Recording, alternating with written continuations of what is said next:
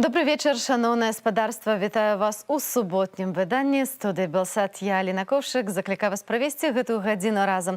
Разам абмеркаваць галоўныя тэмы гэтага дня, а таксама адыходзячага тыдня. Сапраўды багата, што здарылася, пакуль паглядзім, што мы для вас падрыхтавалі. 1500 мігрантаў вярнуліся дадому. Ці Лукашенко прайграў сваю ж гібридную атаку. Гэта ўжо такія ар'ергардныя прапагандысцкія баі, я б сказаў. Беларускі рэжым тут адступае, гэта відавочна. Дзень герояў у год кіслуцкага чыну. Пад бел-чырвона-белым сцягам змагаліся з бальшавікамі. І войскі менавіта Беларускай Народнай Рэспублікі увайшлі ў бой з савецкімі войскамі. Быў канкрэтна беларуска-савецкі фронт. Ці варта было Меркель тэлефанаваць Лукашенку? Падсумуем Венскую конференцию у интервью с Тихановской и Шаленбергом. Наша борьба продолжается, и меня заверили о поддержке Европейского Союза и Германии в частности. Украінскія сілавікі правялі вучэнні на мяжы з Беларусю. Яны вучыліся атражаць атакі мігрантаў і выяўляць сярод іх верагодных тэрарыстаў. Гэтая імпрэза адбылася ў Жытомірскай вобласці. Тым часам на мяжы Беларусі і Польшы мігранты працягваюць нелегальныя спробы прарвацца праз мяжу. Антон Каменскі. Двое польскіх жаўнераў атрымалі лёгкія раненні падчас чарговай спробы мігрантаў штурмаваць беларуска-польскую мяжу непадалёк Белавежы. У бок польскіх службоўцаў было скіраванае святло страбаскопаў. Памежнікі былі аслепленыя лазерамі. На агароджу была кінутая драўляная платформа. Гэтая спроба прарыву была цалкам спыненая. Колькасць спробаў нелегальна перайсці беларуска-польскую мяжу апошнім часам паступова змяншаецца. За апошнія сотні польскія памежнікі спынілі 206 спробаў пераходу. У той час, як 9 дзён таму, такіх спробаў было больш як 500. Пакуль адныя мігранты працягваюць пад кіраўніцтвам беларускіх сілавікоў прарывацца ў еўразвяз, іншыя вяртаюцца дамоў. Міністэрства транспарту Іраку пацвердзіла вылет 4-га эвакуацыйнага рэйсу з Менску ў аэрапорты Арбілю і Багдаду. Дамоў вярнуліся яшчэ 420 чалавек. Агулам з Беларусі вывезлі каля 1500 грамадзянаў Іраку. Сёння ўвечары запланаваны яшчэ адзін рэйс. Наступныя два адбудуцца ў панядзелак і аўторак. Сваёй чаргі мігранты чакаюць на падлозе Менскага аэрапорту. Тым часам у лагер мігрантаў беларускі чырвоны крыж прывёз гуманітарную дапамогу, ежу і рэчы. Прывезлі і ваду ў цыстэрнах. У халоднай вадзе жанчыны спрабуюць спраць бялізну, бо гарачай няма. Мігранты скардзяцца, што ў лагеры немагчыма памыцца пад душам, прыбіральні брудныя, а ежы бракуе. Каб купляць дадатковую ежу ў шапіках, не ва ўсіх стае грошай. Перед Германией это закалка хорошая. А Лукашенко працягвае палохаць захад новымі хвалямі мігрантаў. Мерзавцы, они семьи не хотят воссоединить. Это же мирные, нормальные люди. Ну, получат проблему на порядок выше. Если сюда хлынут афганцы... Нягледзячы на рэзкую рыторыку і пагрозы, міграцыйны крызіс ідзе на спад, мяркуе Александр Класкоўскі. Лукашенко, як бы ён не бравіраваў з гэтым выездам вось у лагер бежанцаў, дзе ён зноў там антызаходнія нейкія прамовы трымаў, але гэта ўжо такія ар'ергардныя прапагандысцкія баі, я б сказаў. Беларускі рэжым тут адступае, гэта відавочна. Тым часам польскі прэм'ер Матэуш Маравецкі ў інтэрв'ю агенцтву ДПА абрынуўся з крытыкаю на Ангелу Меркель, якая двойчы размаўляла з Александром Лукашенком праз тэлефон. Калі канцлер Меркель тэлефанавала Лукашенку, яна спрыяла легітымізацыі ягонага рэжыму, а барацьба за свабодную Беларусь цягнецца ўжо 15 месяцаў. Маравецкі заявіў, што Лукашенко падаў размовы з Меркель як згоду на транспартаванне 2000 мігрантаў праз калідор у Нямецчыну ды іншыя еўрапейскія краіны. Але гэта не так, падкрэсліў кіраўнік польскага ўраду. Нязгодныя на прыезд новых мігрантаў з беларускай мяжы і самыя немцы. Паводле апытання сацыялагічнага інстытуту ЮГАУ, 45% грамадзянаў Нямецчыны не жадаюць, каб нават частка мігрантаў прыехала да іх. 21% апытаных пагадзіліся прыняць уцекачоў, але разам з іншымі краінамі еўразвязу. У той жа час 18% рэспандэнтаў гатовыя прыняць мігрантаў толькі з зоны баявых дзеянняў. Антон Каменскі, Белсат. 27 лістапада Святлана Ціхановская абвесціла міжнародным днём салідарнасці са зняволенымі ў беларускіх турмах. І акурат у сённяшні дзень беларускія дыаспары ва ўсім свеце зладзілі акцыі падтрымання. Што можна было пабачыць? Напрыклад, бел-чырвона-белыя стужкі на амбасадзе Нідерландаў, канцэрт Маргарыты Леўчук у мэрыі Парыжу, альбо сумесную акцыю літоўскага МЗС з праваабарончым цэнтрам «Весна» па падпісанню паштовак і пісьмаў палітзняволеным. Можна яшчэ далучыцца. Кожны дзень можна быць салідарнымі з палітзняволенымі. А вось прадстаўнікі міністэрстваў замежных справаў Нарвегіі, Латвіі, Чэхіі ды іншых краінаў выступілі ў сённяшні дзень са словамі падтрымкі.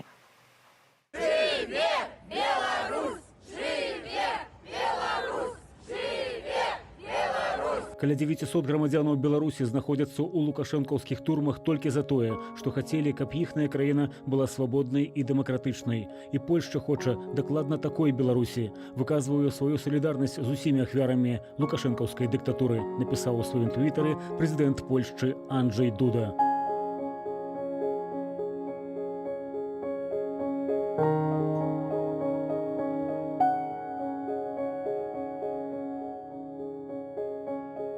У гэты дзень салідарнасці я далучаюся да праваабарончага цэнтру «Вясна» і калег-дыпламатаў, каб накіраваць лісты некаторым з больш як 880 палітычных вязняў, якія ўтрымліваюцца ў турмах Беларусі. Мы памятаем пра іх, ды падтрымліваем іх. Мы заклікаем да іхнага неадкладнага і безумоўнага вызвалення.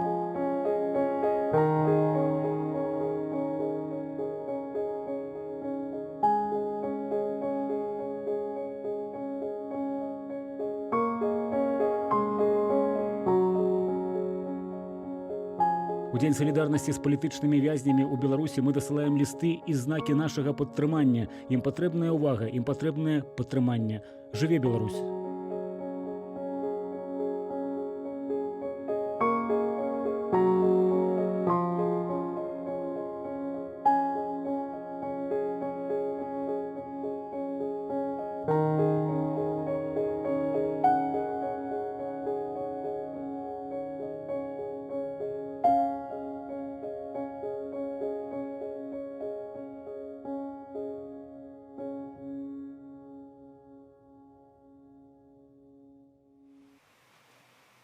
А сёння таксама адзначаем Дзень герояў у год кіслуцкага збройнага чыну. У 1920 годзе беларусы пад бел-чырвона-белым сцягам цэлы месяц змагаліся з бальшавіцкімі акупантамі. Чаму варта памятаць гэтую дату ў нашай гісторыі і чаму павінен нас навучыць гэты урок? Вітаў Ціўчык.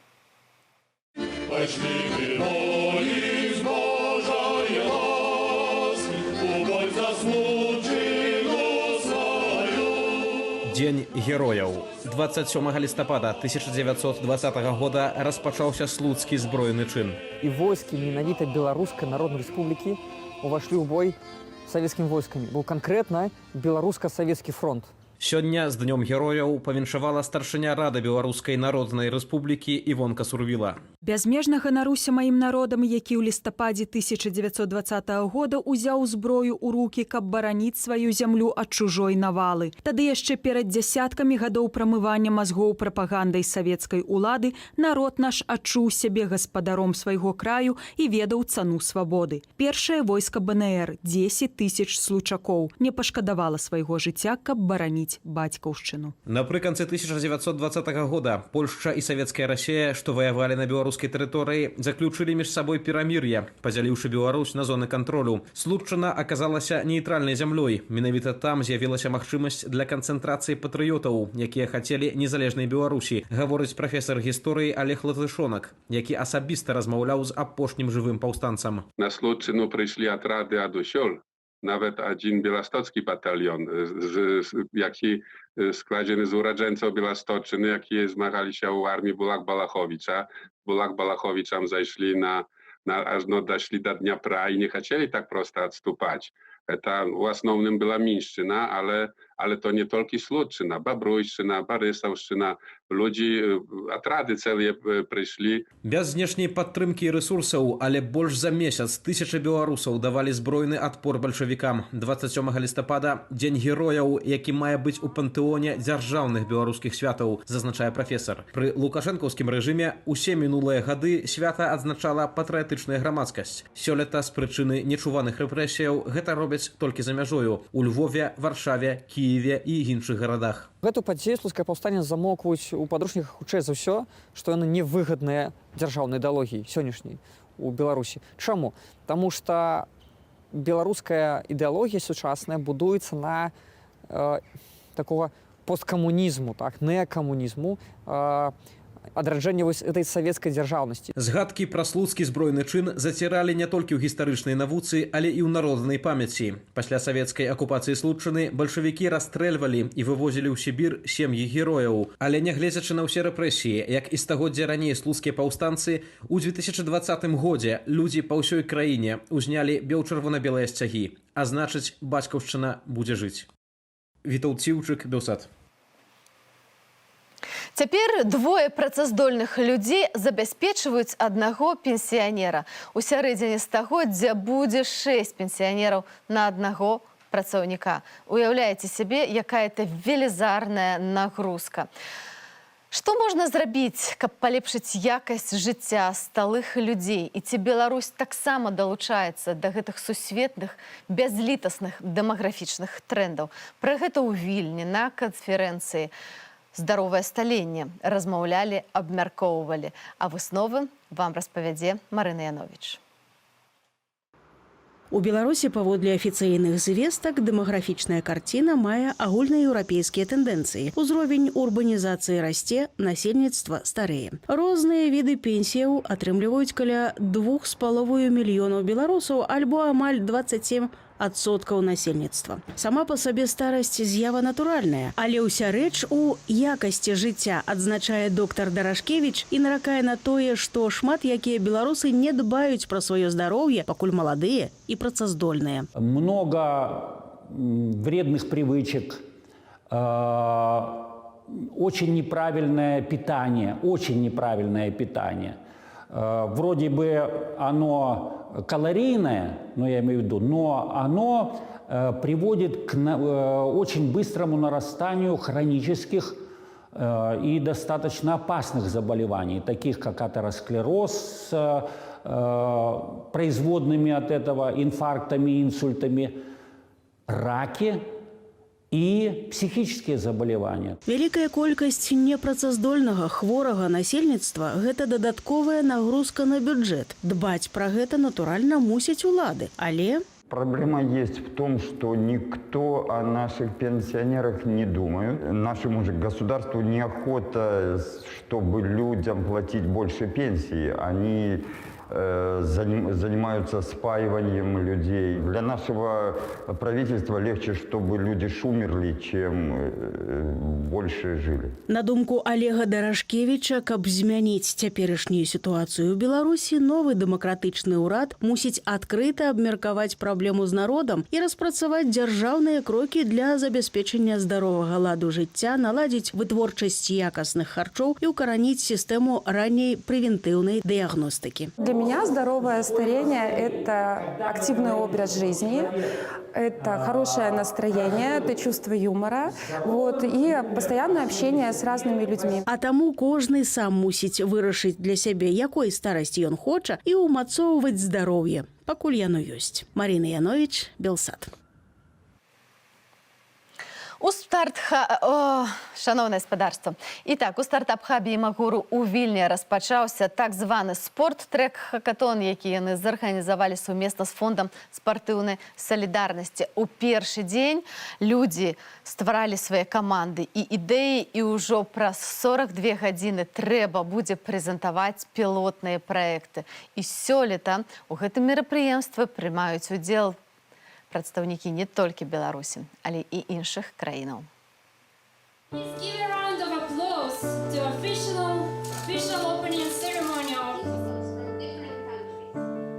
гэта хакатон новых ідэяў вакол спорттеху ці спартыўных тэхналогій.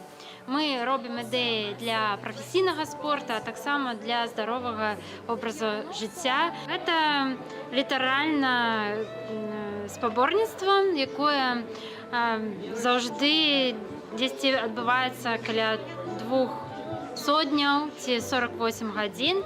У нашым выпадку гэта марафон 42 гадзіны, як спартыўны марафон, на якім збіраюцца вельмі хутка каманды, дызайнеры, праграмісты, прадпрымальнікі, якія робяць прототип за 48 гадзін. Мы хотим создать платформу для командных видов спорта, чтобы игроки могли найти команду, а команда найти игроков. А впоследствии организовать соревнования, лиги и так далее. У меня две причины прийти. Одна – это потому, что мой друг участвует в хакатоне. Вторая причина – мне интересно, в принципе, что такое хакатон. Для меня это опробовать и, может быть, найти какие-то новые связи. Такі ідеї, якими ми зацікавилися як фонд спортивної солідарності. Є ідеї, які будуть цікаві, мені подається, інвесторам, які будуть цікаві іншим партнерам. Ось сапраўды це такі ідеї, які поліпшають спорт, які допомагають спортовцам, які допомагають спортивним організаціям, які допомагають тренерам. Ми вельми раді, що у хакатоне удзельнічаюць больш за 20 команд з 8, падаецца, краін свету. Вось гэта даволі паспяховае мерапрыемства, і мы спадзяемся, што нейкія перспектыўныя стартапы з сённяшняга мерапрыемства будуць.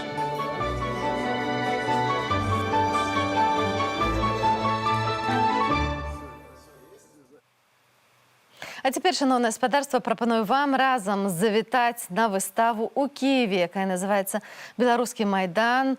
Там можна пабачыць творы 11 украінскіх мастакоў і скульптараў, якія прысвечаны пераменам, якія зараз адбываюцца ў Беларусі. Другая частка выставы прысвечаная украінскаму майдану.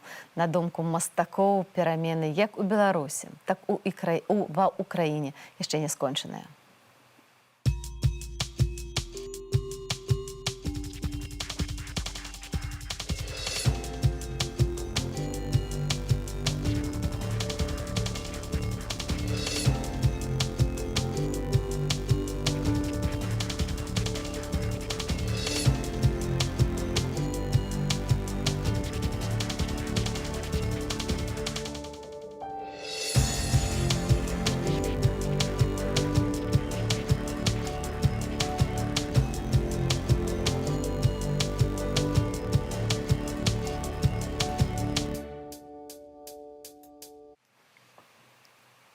Ва ўзросце 67 гадоў сёння з жыцця пайшоў Роман Яковлеўскі, вядомы беларускі журналіст і аглядальнік у галіне міжнароднай палітыкі. Аўтар выданняў «Беларусы рынак», «Беларуская дзелавая газета», «Беларуская праўда», таксама часты госць нашых праграмаў, у прыватнасці маёй праграмы «Прэсвет». Вельмі смуткуем з гэтай нагоды. Спадар Роман вельмі часта выкарыстоўваў вельмі моцныя словы, трапныя словы дзеля таго, каб апісаць нашу палітычную рэчаіснасць. І вельмі жадаў пабачыць Беларусь вольнай і заможнай.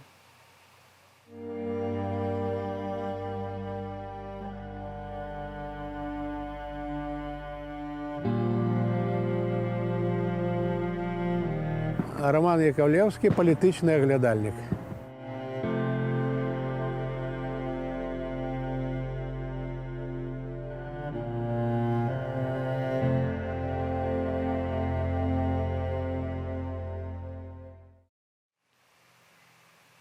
А цяпер да нашага эфіру далучаецца Валер Кавалеўскі, кіраўнік кабінету Святланы Ціханаўскай. Вітаю, спадар Валер. Добрый вечер, Алина. Гэта быў вельмі насычаны тыдзень, насычаны падзеямі ў галіне міжнародных дачыненняў. Мы з вами бачыліся, што тут хаваць, не так даўно у Вене, дзе адбылася канферэнцыя высокага ўзроўню, першая вялікая канферэнцыя, прысвечаная выключна Беларусі. І я думаю, што гэта безумоўны поспех таго, што, нягледзячы на ўсё тое, што адбывалася вакол, нягледзячы на локдаун, што прадстаўнікі ажно 15 краінаў прынялі ў ёй удзел. Вось як вы зараз ацэньваеце тое, што прайшло ў Вене? Сапраўды тыдзень выдаўся вельмі насычаным для міжнароднай працы. Пачаўся ён з гэтай канферэнцыі ў Вене, працягнуўся ён у Страсбурзе выступам Святланы Ціхановскай перад еўрапейскім парламентам. Я мяркую, многія з нас бачылі гэты выступ і ўжо склалі сваё ўражанне пра яго.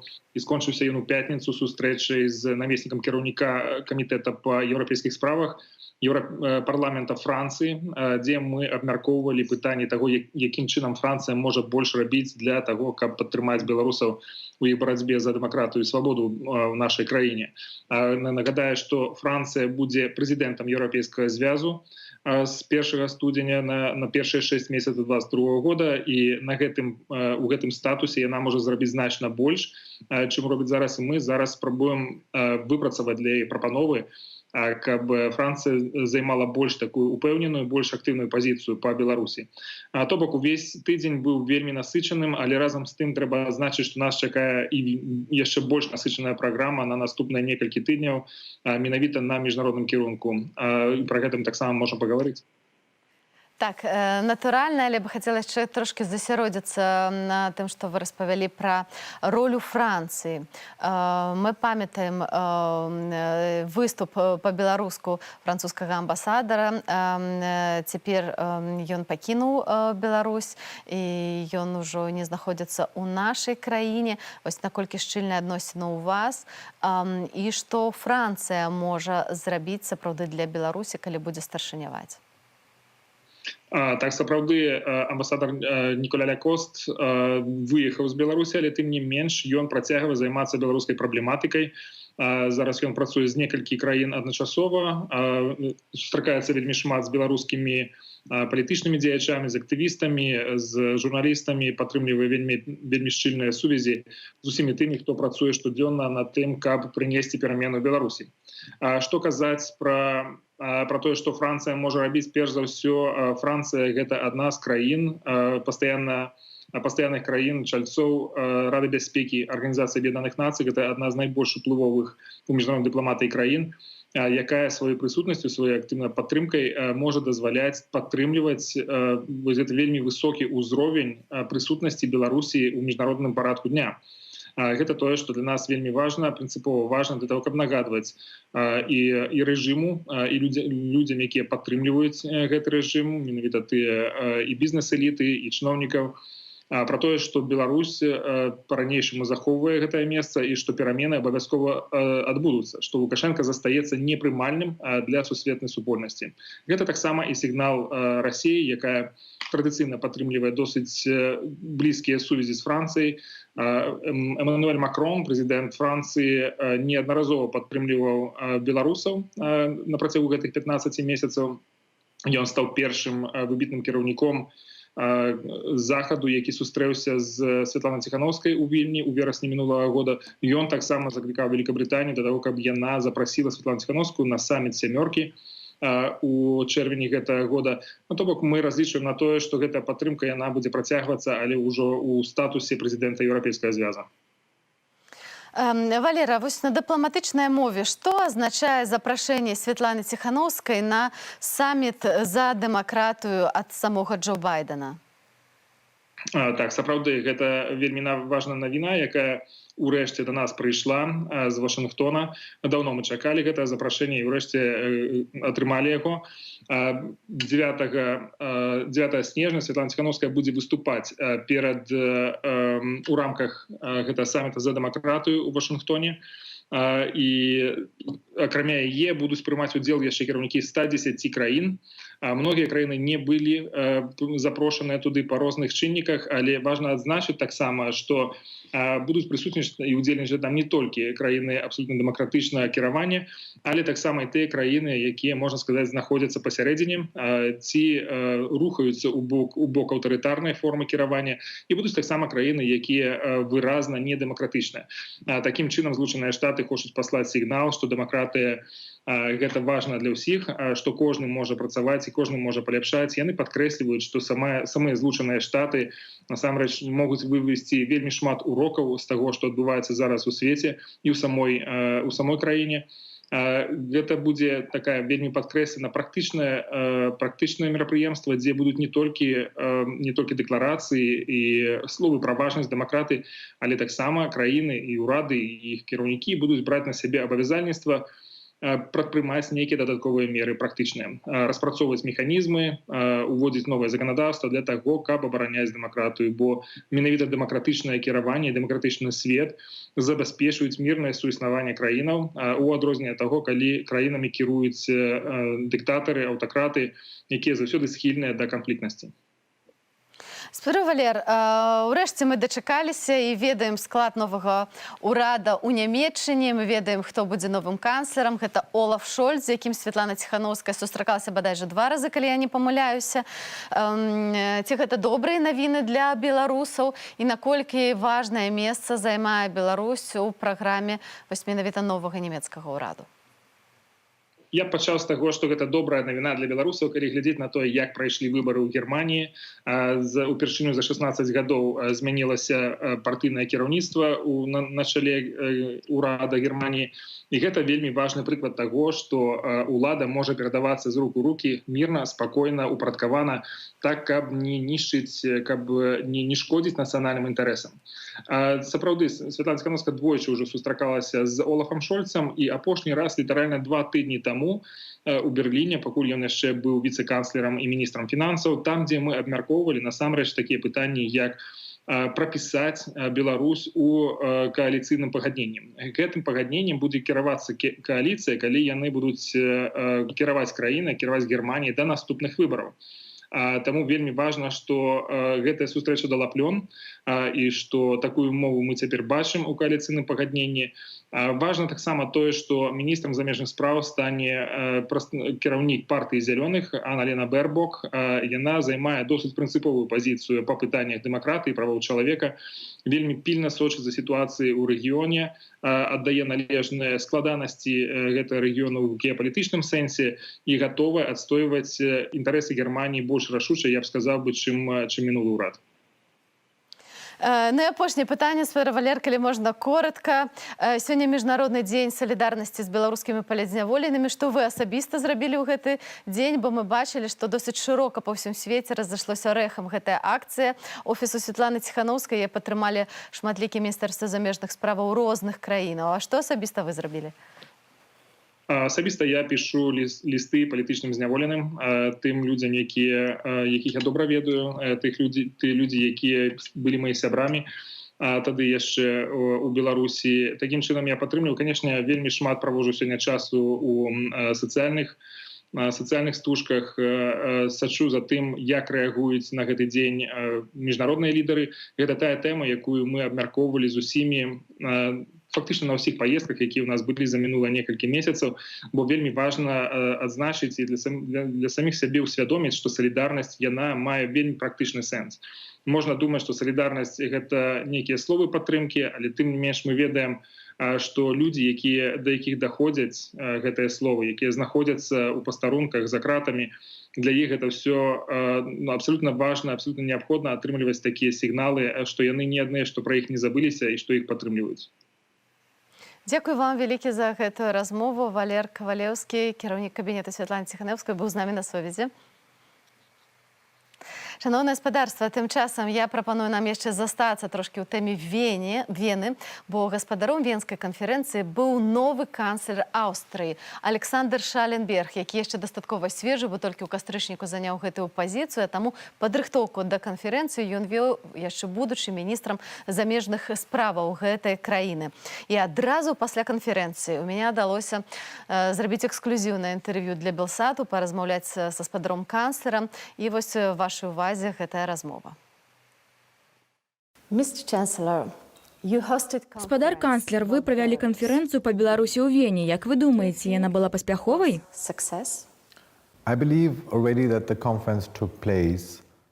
Тое, што канферэнцыя адбылася, ужо поспех, бо мы маем абмежаванні, звязаныя з пандэміяй, і таму частка спікераў не магла прыехаць у Вену і мусіла ўдзельнічаць онлайн.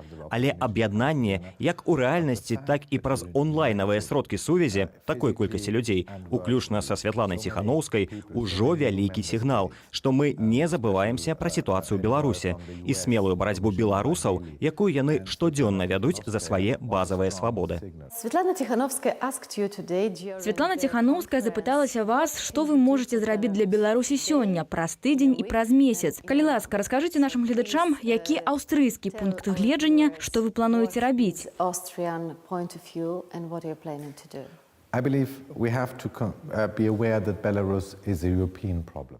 Мы мусім разумець, што Беларусь – гэта еўрапейская праблема і што няма адказаў у адным вымярэнні. З аднаго боку, мы мусім праводзіць чырвоную лінію для Лукашэнкі, якую ён не можа перакрочыць, як ён зрабіў, напрыклад, з міграцыйным пытаннем і цынічным выкарыстаннем мігрантаў для шантажавання еўразвязу.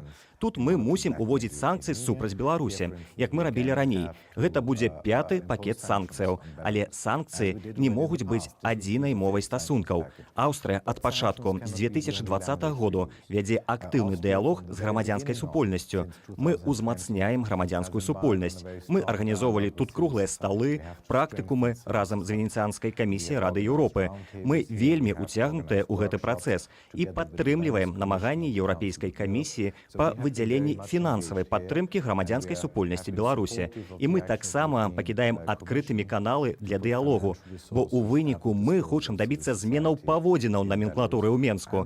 І гэтага можна дабіцца не толькі санкцыямі, але і перакананнем, тлумачэннем. Аўстрыя заўжды была даволі нейтральнай краінай у еўрапейскай палітыцы, таму яна бачыцца ідэальнай платформай для перамоваў аб будучыні Беларусі. Як вы бачыце гэты дыялог? Вы шмат пра гэта казалі, але калі падсумаваць, якое вашае меркаванне? Yeah, you're right. I mean, we believe that Austria is a perfect venue place for discussion, for dialogue. Вы маеце рацыю. Я сапраўды веру, што Аўстрыя – лепшае месца для дыскусіі, дыялогу. Аўстрыя была ў авангардзе краінаў, якія хацелі ўзаемадзейнічаць з Беларусю ў 2015 і 2016 годах. Мы адныя з найбольшых заходніх інвестараў у Беларусі. Мы заўжды хацелі мець адкрытыя каналы. Мы заўжды хацелі, каб Беларусь была часткай нашага ладу жыцця. І таму мы вельмі расчараваныя здарэннямі, якія бачым з мінулага году ў краіне. Але мы верым, што мусім заставацца уцягнутымі ў гэты працэс, каб не здарылася, што свет ідзе наперад, адбываецца шмат іншых падзеяў, а мы пакінем беларускі народ самотным у ягонай барацьбе. І гэта з'яўляецца галоўнай мэтай дадзенай канферэнцыі ў Вене – вярнуць гэтае пытанне зноў на міжнародны парадак дня. І мне здаецца, мы гэтай мэты дасягнулі. I know that it was not an easy task to organize this conference. Я ведаю, што было нялёгка арганізаваць гэтую канферэнцыю, і мы маем інфармацыю, што міністр замежных справаў Расіі Сергей Лаўроў думаў сюды прыехаць, але ў выніку мы не бачым тут ні афіцыйных расійскіх, ні беларускіх прадстаўнікоў. На вашае меркаванне, гэта добра ці кепска? Do you think it's good or it's bad? I mean, you're right. It was not easy to organize this conference. And yes, we obviously extended invitations. Вы маеце рацыю, было нялёгка арганізаваць гэтую канферэнцыю, і мы дасылалі запрашэнне нашым расійскім сябрам і людзям у Менску. Яны ўсе вырашылі ўстрымацца ад удзелу. Гэта іх рашэнне. Але я лічу, што заўжды варта весці дыялог і размаўляць адно з адным. У выніку, што мы хочам бачыць у Беларусі, гэта сэнсоўны агульнанацыянальны дыялог. Нічога не атрымаецца, калі людзі не будуць размаўляць адно з адным. Трэба, каб яны разумелі, што іх лёс знаходзіцца ў іхных руках, і што яны зноў пачуюцца як дома ў сваёй краіне. І каб дасягнуць гэтага, мы мусім уцягвацца ў працэс. Мы стараемся. Я сёння сказаў Святлане Ціханаўскай, што яна можа разлічваць на Аўстрыю, што мы застанемся уцягнутымі ў пытанне Беларусі, як і Еўрапейскі звяз. Гэта сігнал сённяшняй канферэнцыі. І я думаю, гэта вельмі пазітыўны і натхняльны сігнал. How do you personally call Alexander Lukashenko? Як вы асабіста называеце Александра Лукашэнку? Хто ён для вас? While I call him by his name by now because Я называю яго на імя. Я упэўнены, што ён страціў сваю легітымнасць. І цяпер ягоны абавязак пачаць гаварыць з людзьмі. Ён не можа кіраваць, робячы выгляд, што вакол яго пустэча. Яму неабходна звярнуцца да людзей. І, магчыма, ён усведамляе нават лепей за іншых, што згубіў давер вялікай часткі, калі не большасці людзей. Я сустрэў яго аднойчы, калі ён наведваў Вену ў 2019-м. Тады мы яшчэ спадзяваліся, што ён пойдзе слушным шляхам. Праз некалькі месяцаў прайшлі выбары, што былі праведзеныя абсалютна няслушным чынам. З таго часу сітуацыя ўсё пагаршалася і пагаршалася. Цяпер мы ў дыпламатычным і палітычным тупіку. Адзіны шлях выйсця – гэта дыялог. Что б вы хотели сказать белорусскому народу? don't give up. You know that we stand behind you. Не здавайцеся, мы падтрымліваем вас. Вы вядзеце барацьбу, за якой назіраем мноства людзей па ўсім свеце. І многія людзі ў свеце вядуць такую ж барацьбу. Гэта барацьба за тое, каб самім вызначаць свой лёс і будучыню. Вы маеце права змагацца за гэта. За вами нашыя каштоўнасці, еўрапейскія каштоўнасці. Thank you so much, Mr. Chancellor. Thank you. Нягледзячы на складанасці ў якасці локдауны і інтэнсіўнай працы лабістаў, Венская канферэнцыя адбылася, і, напэўна, яе можна назваць поспехам, потому што атрымалася аб'яднаць ажно высілкі 15 краінаў у дапамозе дэмакратычным зменам у Беларусі. Але што далей? Пра гэта я запытала Святлану Ціхановскую, дэмакратычную лідарку Беларусі. Вось у меня атрымалася сустрэцца з ёй адразу пасля канферэнцыі ў Вене. Светлана, добрый день. Здравствуйте. Вам позвонила Ангела Меркель. Вось якое гэта адчуванне, калі на мабільным тэлефоне з'яўляецца гэты тэлефон, і вы ведаеце, што гэта Ангела Меркель. Вы ведалі пра гэта, ці это была неспадзянка? Ну, конечно, такие телефонные звонки, они согласовываются, как минимум время звонка. И я знала, что это будет, о чем будет телефонный разговор, потому что слухи, наверное, о том, как восприняли телефонные звонки в сторону режима, как это было воспринято белорусами. И мне нужно было рассказать об этом, что было очень много вопросов от белорусов, что это значит. Это значит ли, что ведутся какие-то переговоры за спинами белорусов. И мы все это обсудили, и очевидно, что те звонки в сторону режима были сделаны только из-за гуманитарных целей, чтобы каким-то образом деэскалировать кризис на границе, чтобы была возможность пустить гуманитарную миссию в Беларусь для помощи мигрантам, чтобы как-то организовать вылет тех, кто хочет улететь. И это совершенно не значит легитимизация либо признание режима Лукашенко. Никто эту практику не собирается продолжать. Европейский Союз принципиален в своей позиции, что никакого общения с преступниками. А вы лічыце, это было слушным решением, что Меркель потэлефанавала Лукашенко? Бо мы поглядели, что в принципе это пачало дзейнічаць. Кризис мигрантский на мяжы пачаў спадаць, прынамсі градус кризиса. Ну, раз градус кризиса начал снижаться, значит, это был действенный разговор. А якое ваше асабістае ўражанне ад размовы з Ангелай Меркель? Вы з ёй сустракаліся, і вось цяпер яна тэлефанавала вам. Вось які яна чалавек? Лёгка размаўляецца з ёй? Очень просто разговаривать, она очень человечная. И никакого пафоса. То есть это была спокойная беседа, обмен мнениями. Каждый высказал свою позицию, и я рассказала, что происходит в Беларуси, каким образом сейчас работа ведется внутри, что у нас много волонтеров, активистов, духом люди не падают, что наша борьба продолжается.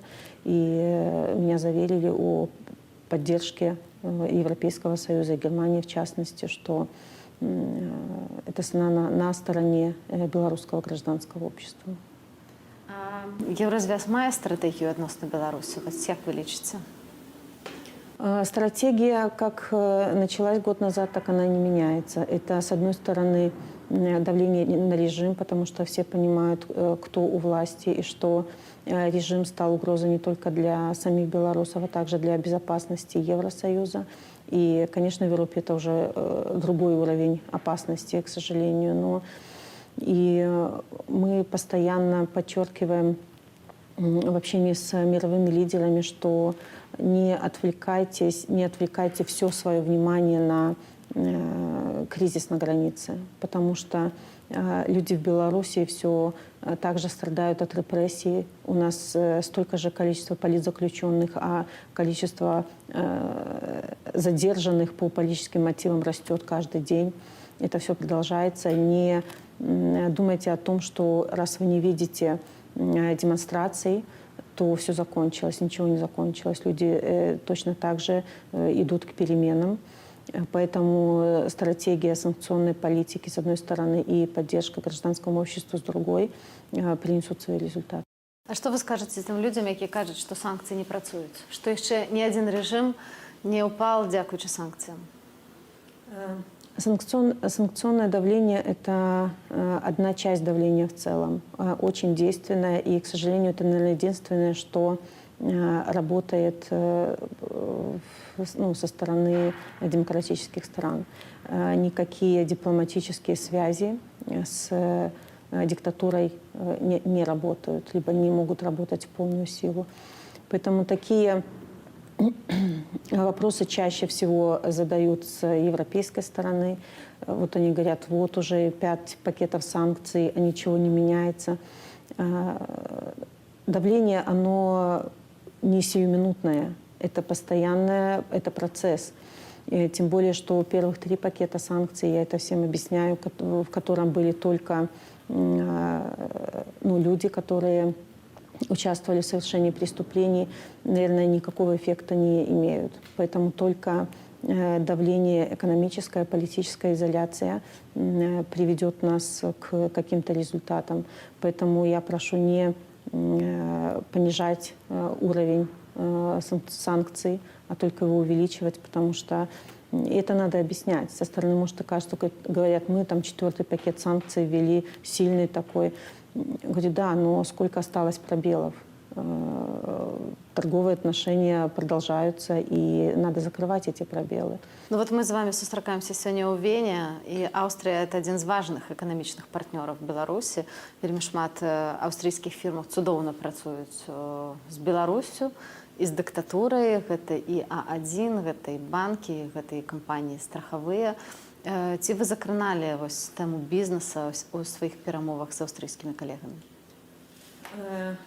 Тема несотрудничества с белорусским режимом поднимается постоянно. Другой вопрос, что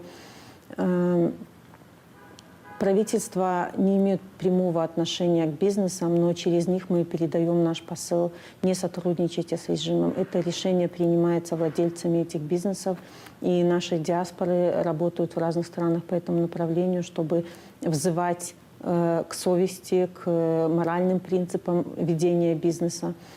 Иногда это срабатывает, иногда нет, но это уже принципы, дело принципа, и кто-то глух к нашим обращениям, кто-то старается что-то делать. Ну, пока так. Но это не значит, что мы должны останавливаться.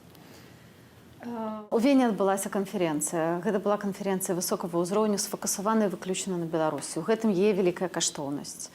Але мы таксама разумеем, што Беларусь все ж таки цяжкая тэма для Еўропы, і не все палітыкі так ахвотныя падхопліваюць. Вось якія вашы ўражанні, ці атрымоўваецца у вас зрабіць Беларусь все ж таки важнай, і каб еўрапейскія палітыкі мянялі свой погляд на тое, што адбываецца? Я так скажу, что большинство политиков все равно на нашей стороне. Они понимают, почему мы боремся, они понимают, кто сейчас удерживает власть в Беларуси. И именно задача поездок, этих официальных визитов в том, чтобы не... Знаете, документы, где описана белорусская ситуация, не ложились там в самый низ стопочки, а чтобы они всегда были на поверхности. Напоминать. Понятно, что в мире происходит много чего, и внимание может рассеиваться. И поэтому вот эти наши действия, поездки, конференции, встречи, это все делается для того, чтобы повестка не уходила. Конечно, ситуация в Беларуси сложная, и в Европе это понимают. И особенно, когда режим стал угрозой безопасности Европейскому Союзу. Но все держатся достойно. И пока никаких разногласий по стратегии в Европейском Союзе нет. Тады чому так цяжка дамовіцца па санкцыях? Вось нават 5-й пакет яшчэ не прыняты, і мы чакаем даведацца, хто там будзе, ці будзе Белавия, ці там будуць сілавікі, пакуль не зразумела. Каждая страна учитывает свои национальные интересы. Мы должны понимать, что работает и пропагандистская медиа, что работают лоббисты. Это армия просто людей, которые работают против санкционного давления. И поэтому так тяжело это все идет. Но, опять же, я тоже не знаю, кто будет в 5-м санкционном списке, но я надеюсь, что ключевые предприятия и фигуры оттуда исключены не будут. Якія ваши наступныя крокі? Вось што цяпер важна рабіць, каб утрымліваць Беларусь у фокусе, а таксама каб беларусы не гублялі надзею, што все скончылася?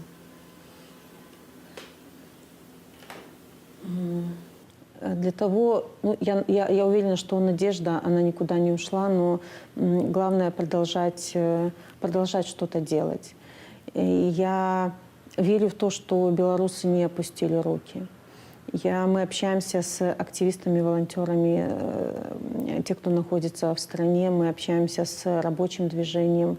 И надо одерживать маленькие победы. Это, знаете, как батарейка, которую нужно постоянно подзаряжать. Одна маленькая победа, там 5-10%. Понятно, что какие-то действия со стороны режима уменьшают этот заряд, но постоянно что-то делать. Маленький шаг от каждого очень значим в целом. Поэтому, и, конечно, и со стороны европейских стран постоянно вопросы, что делают сами белорусы для своей победы. И мы рассказываем, в каких ужасных условиях живет страна, что белорусам страшно, страшные репрессии, и никто, конечно, не хочет сесть в тюрьму в те нечеловеческие условия, но, несмотря ни на что, шаг за шагом мы продолжаем. Поэтому вера в себя, ответственность за тех, кто пожертвовал своей свободой ради нас. И я все равно верю в белорусов. Мы не изменились, мы видели глаза друг друга прошлым летом, прошлой осенью. Мы почувствовали вот этот вкус приближающейся свободы, и просто очень важно его не растерять. Это значит, что надо поддерживать друг друга как минимум, делать что-то маленькое, но значимое каждый день. И только так мы выстоим, потому что это борьба уже на кто кого. И я знаю, что нас больше, я знаю, что мы сильнее, потому что мы доверяем друг другу. А что заряжает вашу батарейку? Люди. Я какие-то... Вот когда ты утром просыпаешься и видишь, что что-то маленькое случилось в Беларуси, где-то написали на стене слова поддержки, кто-то пообщалась с родственниками, они передают, что тысячами письма приходят политзаключенному. Вышли на небольшую маленькую демонстрацию наши женщины, дорогие, с красно-белыми зонтиками. Это все вселяет веру в то, что люди борются, ничего не угасло. Конечно, поддержка и со стороны демократических стран очень важна. Тут тоже мы одерживаем победы и видим, как Европа вдохновлена нашей борьбой. И, конечно, я уже не раз об этом говорила, злость, как обращаются с людьми в тюрьмах, какие присуждают сроки. Мы понимаем, что люди не будут столько лет сидеть, но это вот такое отвращение к этой системе, что жертвуют просто не глядя всеми, чтобы остаться у власти. Но это не выходит за рамки моих моральных ценностей, и это все такое вот, как будто ты в чем-то вымазываешься. Но ты знаешь, что ты делаешь все правильно, что ты стаешь за правду, ты стаешь за мужа, за Машу, за Максима, за Олю Золотарь, там, за тысячи людей, и ну, просто идешь вперед, нет выбора. Дякую, вялікі поспехаў вам на гэтым шляху. Дякую вам. Сапраўды, вялікага выбара ў беларусаў няма і ў нашых дэмакратычных лідараў. А да нашай размовы, да нашай праграмы далучаецца Павел Латушка, кіраўнік Народнага антыкрызіснага ўпраўлення. Спадар Павел, вітаю вас. Добрый вечер. Добрый вечер. Хацела б пачаць нашу размову з Дня салідарнасці. Гэта вельмі важная акцыя, якая дазваляе яшчэ раз усяму свету расказаць пра тое, што ў Беларусі амаль 900 палізняволеных, насамрэч зняволеных яшчэ болей. Ці вы асабіста таксама да яе далучыліся, спадар Павел? Так, сапраўды, з самай раніцы у меня быў прамы эфір на тэлеканале Пальсат Ньюс. Гэта адзін з вядучых польскіх тэлеканалаў, дзе я звярнуўся таксама і да польскай грамадскасці, да польскіх палітыкаў, дзяржаўных дзеячоў, каб яны падтрымалі беларускіх палітвязняў, перадусім, каб пісалі лісты, каб аказвалі падтрымку сем'ям палітзняволеных, каб не забываліся пра вельмі важную для ўсіх нас тэму, каб вызваліць усіх тых, хто знаходіцца зараз за кратамі у Беларусі. Мы ведаем таксама, што прэзідэнт Польшы сёння апублікаваў у сваім твітары таксама на беларускай мове звароту падтрымку беларускіх палітзняволеных. Шмат таксама рэакцый менавіта ў сацыяльных сетках, замежных сетках на гэтую ініцыятыву. Вельмі важна, што свет не забываецца. Сёння я накіраваў таксама свае лісты Віктору Бабарыкі і Марыі Калеснікавай. Таксама моя дачка падпісала лісткі, карткі для палітзняволеных. Я не ведаю, конечно, ці дойдуць яны, ці атрымаюць яны, але, можа, такім чынам я хачу выказаць ім словы сваёй падтрымкі і сказаць, што мы не прыпыняем нашу барацьбу ні на водны дзень, ні на одну хвіліну, і ў суботу і нядзелю будзем змагацца заўсёды за тое, каб іх вызваліць. Спадар Павел, Светлана Ціхановская толькі што ў размове, якую мы з ёй правялі ў Вене, яна сказала, што яна перакананая, што мы на абсалютна правільным шляху. Вот у вас ёсць такое перакананне, што наш шлях правільны? Ну, вы хіба жартуеце? Ну, конечно же, ёсць. Ну, калі бы не было пераканання, ці я б зараз быў на эфіры ў Белсаце і размаўляў з вами. Вось, дарэчы, толькі што я падняўся наверх, мы знаходзімся на пляцу Канстытуцыі ў Варшаве 6, дзе адчыніўся беларускі хаб, моладзевы хаб, і тут сабралася шмат беларускай моладзі. Таксама ідзе гаворка пра тое, што мы можам зрабіць усе разам, каб аб'яднацца і працягваць нашу барацьбу. Зразумела, мы за мяжой, зразумела, ёсць абмежаванні, але ўсё ж таки у нас ёсць магчымасць кантактаваць з палітыкамі, з грамадскімі дзеячамі, і мы бліжэйшым часам, як вы ведаеце, як бы галоўныя мэты ставім. Гэта першае. Мы пачалі кампанію сумесна з офісам Светланы Ціхановскай, Народнае антыкрызіснае ўпраўленне. Гэта наш сумесны праект «Stop calling him president». Перапыняем называць яго прэзідэнтам. Мы звярнуліся да ўсіх лідараў еўрапейскіх дзяржаваў, таксама да прадстаўнікоў сродкаў масавай інфармацыі, не выкарыстоўваць гэтую назву каля прозвішча Лукашенка. Другая акцыя, якая аб'яднала ўжо больш шырэйшае кола дэмакратычных сілаў, гэта і офіс, гэта і НАУ, і каардынацыйную раду, і ініцыятывы «Голас», і «Честныя людзі», і «Зубар», і іншыя. Гэта рэферэндум, што мы павінны прыходзіць і выказваць сваю супраць тых прапаноў, які хоча нам зрабіць Лукашенко. І гэта таксама сумесная акцыя, да якой мы рыхтуемся, ўжо фактычна распачалі. Так што мы працягваем сваю барацьбу, а калі мы працягваем барацьбу, значыцца, мы маем перакананне, упэўненасць у тым, што мы верым, можам і пераможам. Гэта вельмі важна не губляць надзею, але важна не губляць фокус і на тых людзей, якія ў Беларусі, бо вельмі часта ёсць такія закіды ў стасунку да тых прадстаўнікоў дэмакратычных сілаў, якія цяпер вымушана знаходзяцца за мяжой, што, маўляў, вось гэты фокус перасоўваецца больш на міжнародныя падзеі і так далей, што вось людзі, якія ў Беларусі, яны адчуваюць сябе трошкі пакінутымі. Вось як вы вы лічыце, ці дастаткова шмат увагі надзяляецца сапраўды беларусам у Беларусі, і што можна зрабіць, каб іх падтрымаць? Нават сённяшні дзень салідарнасці, ён прайшоў як бы так па-за межамі Беларусі, хаця мы спадзяемся, што нават у цішыні абсалютнай некалькі тысячаў паштовак і лістоў паляцелі ў розныя турмы беларускія, але тым не менш, вось, што важна цяпер рабіць для беларусаў?